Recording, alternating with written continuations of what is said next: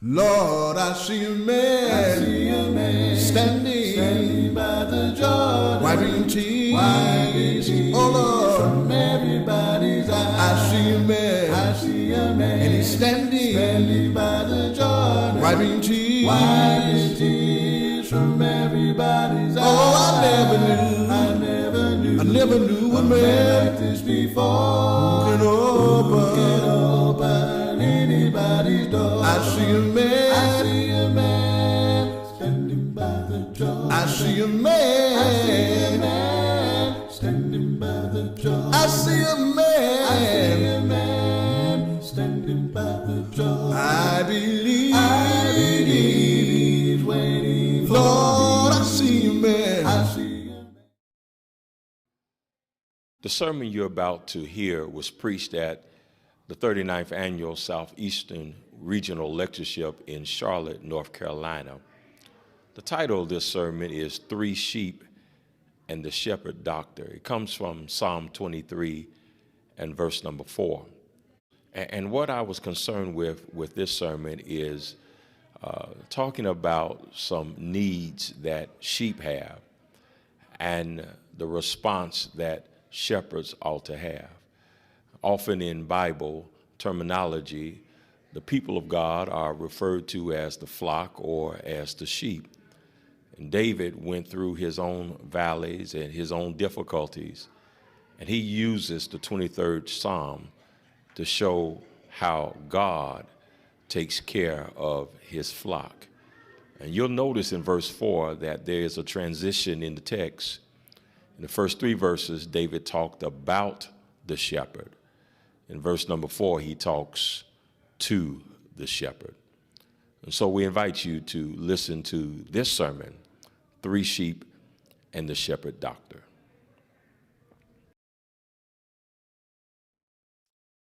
Turn with me to Psalm 23. And I believe either I heard Brother Riley wrong or there's a misprint in the program.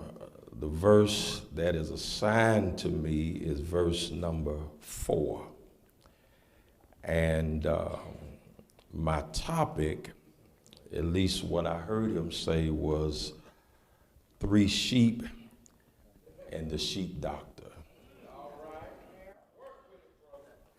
Yea, though I walk through the valley of the shadow of death, I will fear no evil, for thou art with me. Thy rod and thy staff, they comfort me. The book of Psalms has given us much comfort and consolation. The book of Psalms has raised us up in crucial and critical moments.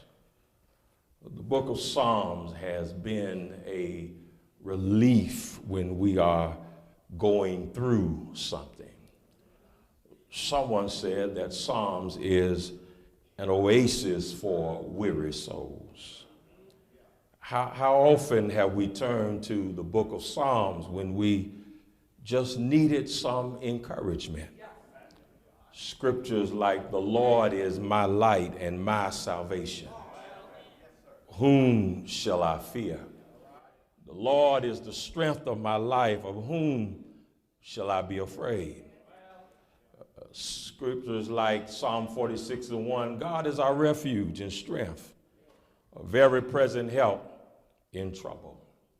And every now and then we need to look at Psalm 121. I will lift up mine eyes unto the hills from whence cometh my help. My help comes from the Lord.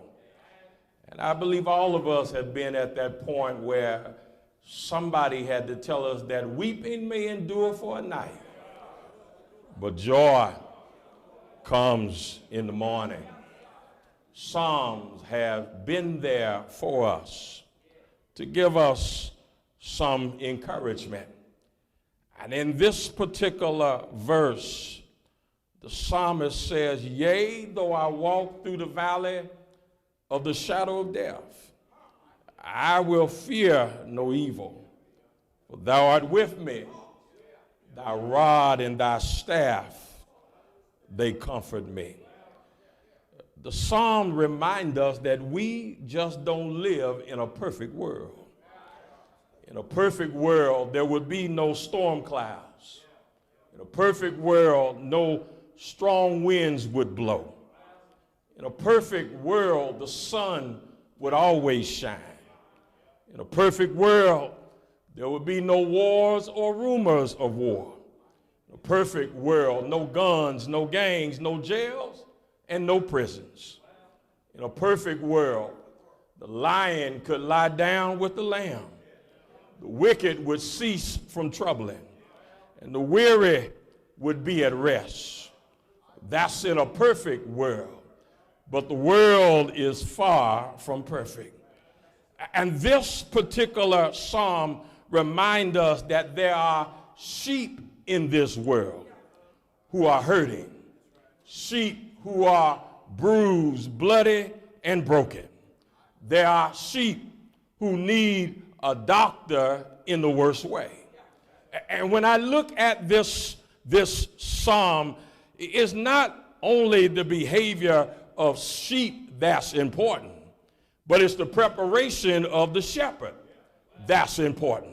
We know that sheep are bruised and sheep are broken and sheep are bloody, but in order to attend to that kind of sheep, we need a shepherd who is well equipped.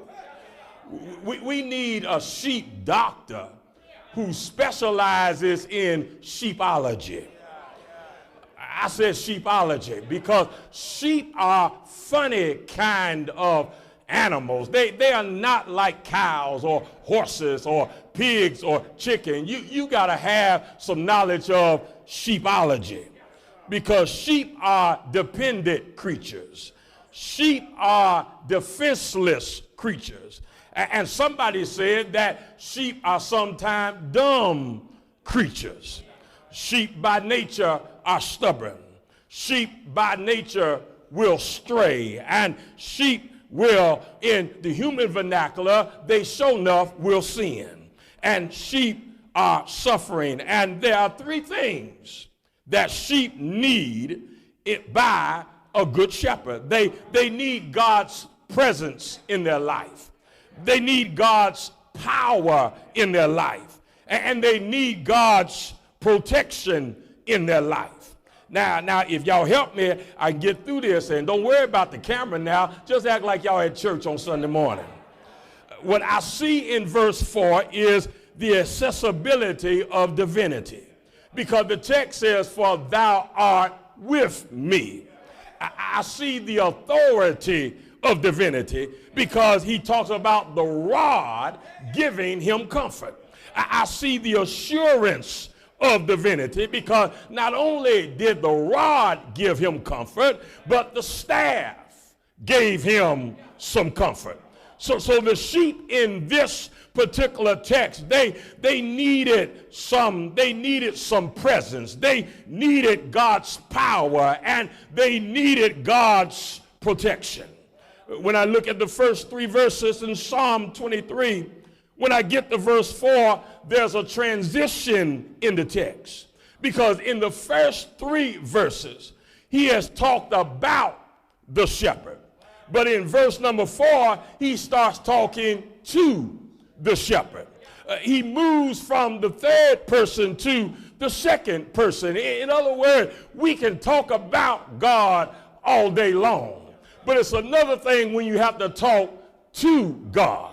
I can talk about the greatness of God. I can talk about how mighty God is. But every now and then you have to walk through the valley and you have to talk to God. You're not talking just about how great he is and how powerful he is. Everybody every now and then needs to talk to God. And David gets personal and David gets intimate. And David said, I need somebody with me when I go through my valleys. Summer has ended and autumn is approaching. And there's a long drive that the shepherd is taking his sheep on. And he has to move from the valley and he's trying to get to higher ground. And the shepherd realizes that in order to get to higher ground, he's got to take his sheep through the deep valley. And they got to climb up the mountain. And there are some slopes, and it's slippery. And there are some snakes, and there are some wolves, and there are some bears that they're going to encounter. There's some danger as they go through the valley. I want to say in order to get to the mountain, everybody has to go through the valley. There's difficulties in the valley. Danger lies in the valley. Disappointment and discouragement lie in the valley. You've got to go over rocks and rivers. You've got to deal with wind and weather. You've got to deal with fear and frustration. You've got to deal with floods and fatigue. And you've got to deal with all of that in the valley. David knew about some valleys, because he had some valleys in his life. He went from a giant slayer to ducking javelins. He went from playing a harp for the king to hiding in caves from the king. David knew about some valleys. He had some familiar friends. Psalm 55, his own equal, who took sweet counsel with him and walked with him in the house of God, but they were laying traps and were reproaching him. David knew about some valleys. He had his own blood son Absalom, who stole the hearts of men and had a scheme to take his daddy's throne. David knew about some valleys. And I think if we would be honest on tonight, you and I know about some valleys. Preachers know about some valleys. Business meetings can be a valley. Budget time can be a valley. Appreciation for the minister can be a valley. Sickness and health can be a valley. I need a raise, but I can't talk to nobody about the raise. You in a valley. We all know about some valleys. Sometimes sickness and health will take you in a valley. You got more money at the end of the month than money at the end of the month, you in a valley. We all know about valleys in life. But what I like about this text is David say, yea, though I walk through the valley of the shadow of death. Even though we got to take this journey to get to higher ground, and the shadow of death will approach us. Danger is there and difficulties is there. David said, I will fear no evil. I want to say to the child of God, ought not have any fear in the valley, because sheep need to be free in order to be good sheep. Free from what? Well, sheep need to be free from friction. That means they need not have friction with others of their own kind. I wish I could talk to somebody tonight, because if we need anything in the church, we need less friction among members in the church. We need to get along with one another. We need to love one another. We don't need a clique here and a clique there and a clique over there and a camp here and a camp there and a camp somewhere else. We need to be free from friction in the body of Christ. We need to be free from pests and able to relax. Free from hunger, where we can feed on the word of God. Free from fear. And the Bible says that God has not given us the spirit of fear. We ought not be afraid of anybody in the church of Christ. And he said, I will fear no evil, for thou art with me. And I want to say right here, evil is everywhere. We know evil is in our neighborhoods, and evil is in our cities. But I came by to say evil shows up at the church house. Evil knows how to come to church on Sunday morning. Evil will come back Sunday night. And evil will show up the midweek Bible class. And evil lurks around us. I heard somebody say, don't be surprised when the devil shows up at church, because the devil is on every level. There's a devil in the world and there's a devil in the church. But David said, I will fear no evil, for thou art with me. In other words, David said, when evil comes, I got some divine presence. I've got God in me. I got God with me, and I got God for me. In other words, I need a shepherd who is accessible. Y'all got a minute here? Any shepherd who is a real shepherd is a visible shepherd. You can't shepherd by incognito. You can't shepherd and be invisible. You cannot be a good shepherd and the only time the sheep see you is on Sunday morning. You got to be where the sheep are. You got to be close to the sheep, and you got to be in touch with the sheep. You got to be accessible. And sometimes I think that in the Lord's church we talk about shepherding, and we talk about elders, and we talk about overseeing and oversight, and we don't have any idea what that really means. Somebody told me about a country church that only had 2 elders, and their concept of oversight was one elder sat on the platform raised in one chair on one side, and the other elder sat on the other side, and they looked over the congregation, and that was their concept of oversight. That ain't oversight, y'all. Oversight is taking care of the needs and seeing to the needs and visiting the members and getting involved in the lives of the members and being there when the members need you and being there before they realize they even need you. And David said, when I go through my valley, I don't have any fear because I know my shepherd is with me every step of the way. We need a shepherd who's always around.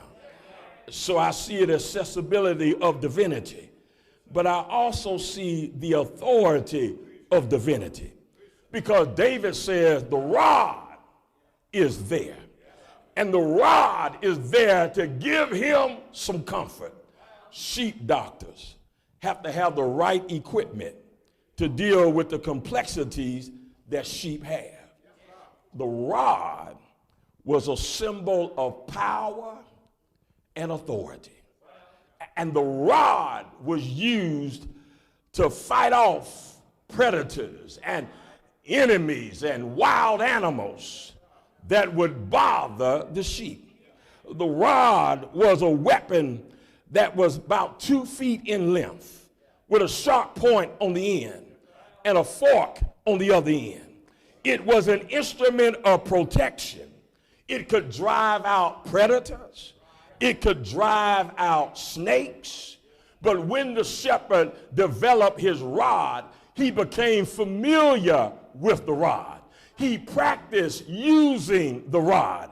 He got so accustomed with the rod that the rod became an extension of the shepherd's right arm. He knew that rod. He knew how to handle the rod. He knew what to do with the rod. He felt comfortable with the rod. He and the rod was one. He just didn't pick up his rod on Sunday or Saturday before Sunday or Wednesday. He was in tune with the rod 24/7. The rod was used for discipline. And I just want to say right here that we need to respect the Word of God. Some folk may doubt the Bible. Some folk may reject the Bible. And some folk may even misuse the Bible. But I still believe tonight that the Bible is the authoritative Word of God. I believe that the Bible is inspired, that the Bible is inerrant, and the Bible is infallible. I believe that God still speaks through his word, and his word is the Bible, and ain't no mistakes in the Bible, and we don't have to mistrust the Bible. We can put our trust in the Bible. It's the Word of God. I don't know about folk are being super smart and they want to question the Bible. They want to question the manuscripts. They want to question the copies. They want to question God Almighty. I believe God wrote the Bible. It's inspired. Ain't no mistakes in the Bible. And even in the Church of Christ, we need to have more respect for the Word of God. It's alive. It's sharper than any two-edged sword. It will help you get to heaven. It will keep you away from sin. And we need to use the rod of God, which is the Word of God. But shepherds also would use the rod in another way. They had something that they call with the sheep, when a sheep would pass under the rod. And the sheep would come out of their stall, and the shepherd would carefully, one by one, take that rod and examine the sheep. Lord have mercy. And what he would do is he would take that rod and he would pull the wool back, and he would look underneath the wool and check the sheep's skin and check his body to see if there was any disease and see if there was any parasite, because a sheep could look good on the outside, but when you pull the wool apart, he may not be good on the inside. So the shepherd had to get close enough. Y'all don't hear me yet. I'm going somewhere with here. The shepherd couldn't shepherd from a distance. He would take that rod and to keep the sheep from pulling the wool over his eyes, he would pull the wool aside and examine the sheep and make sure that the sheep was in good condition. And that's the kind of shepherd we need today. That's how God does us. He searches us and he tries us and he sees whether or not we are in good condition. And so the rod represents power, authority, and defense. But then there's the assurance of divinity. Because he said not only does the rod comfort him, but there's a staff. The staff is a symbol of concern, a symbol of compassion and support. The staff was used for drawing sheep together in an intimate relationship. And the staff was used to reach out and catch individual sheep and give them guidance. Because sheep doctors know that sheep are stubborn by nature. They go places they ain't got no places going.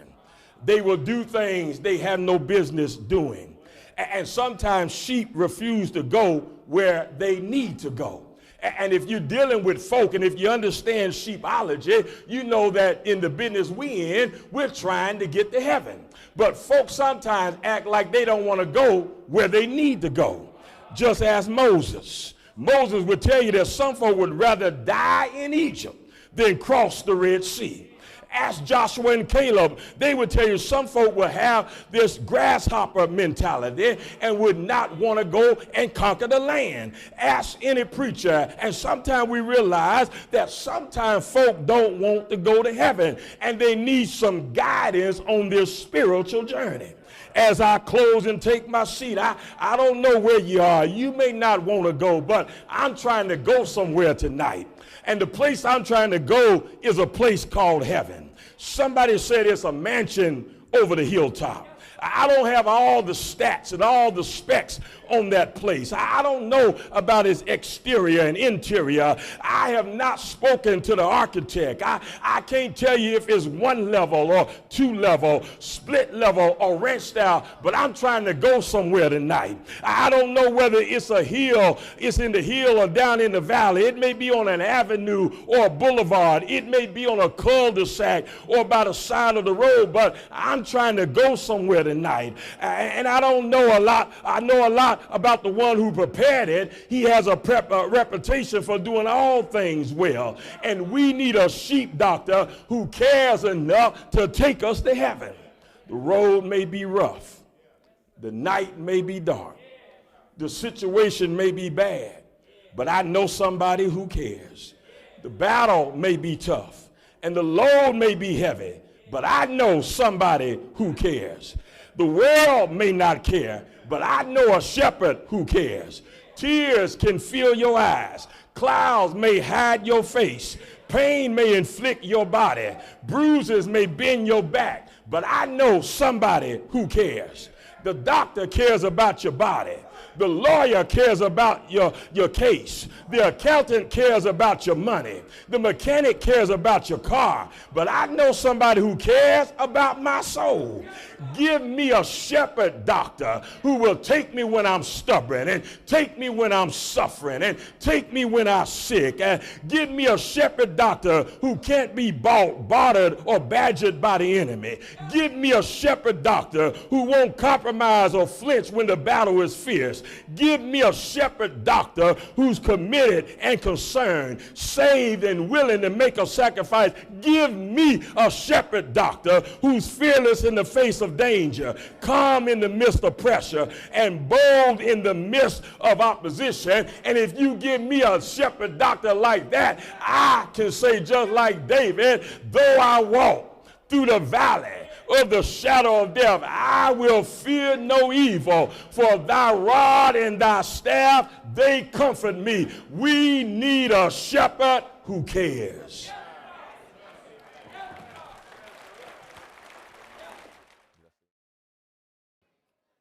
Oh, give thanks unto the Lord, for he is good, and his mercy endureth forever.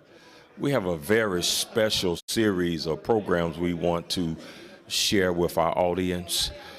We taped the 39th annual Southeastern Regional Lectureship, which was held in Charlotte, North Carolina, October 1 through October 4th. And we have 6 outstanding speakers that you're going to see in the upcoming future. You're going to see Brother Douglas Goodman from Annapolis, Maryland, Brother Joseph Brown, Richmond, Virginia, Brother Jesse Tolliver, Greensboro, North Carolina, Brother Wesley T. Leonard, Orlando, Florida, and Brother Orpheus Hayward. You're going to see them in the next few weeks. They preached at the 39th annual Southeastern Regional Lectureship. The theme of this lectureship was getting through what you're going through. And most of the lessons were taken from the 23rd Psalm. And I know the 23rd Psalm has been refreshing and uplifting and encouraging to many of us when we were in the valley, when we had our mountain highs and our valley lows. And so I invite you, I encourage you to get ready to hear some mighty, mighty good preaching. And next year, the Southeastern Lectureship is October 7th through the 10th, 2013 in Orlando, Florida. You'll be hearing more about this. So get your Bible and get ready to listen to some mighty, mighty good preaching. Lord, I see a man, standing by the Jordan, wiping tears, oh Lord, from everybody's eyes. I see a man, and he's standing by the Jordan, wiping tears from everybody's eyes. Oh, I never knew a man like this before, who can open anybody's door. I see a man, standing by the door. I see a man, standing by the door. I see a man.